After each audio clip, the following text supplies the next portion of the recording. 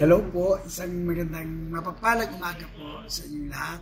Ito po si Madam Lawrence, isang gifted psychic from Tondo po.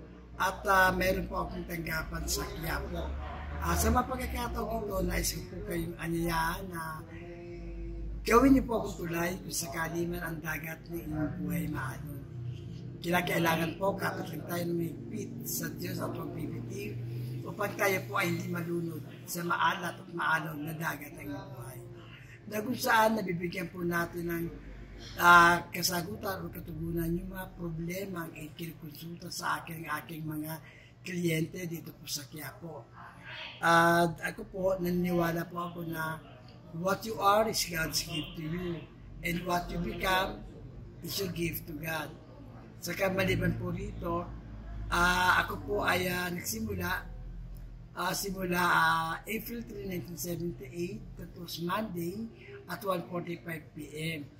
na napredict ko po yung isang malaking sunog sa mundo, yung mga panahon ngayon.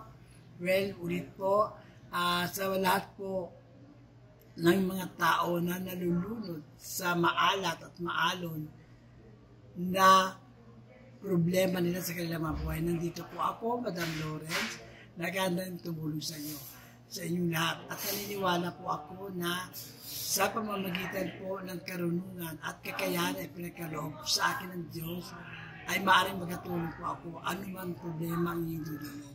Maraming salamat po.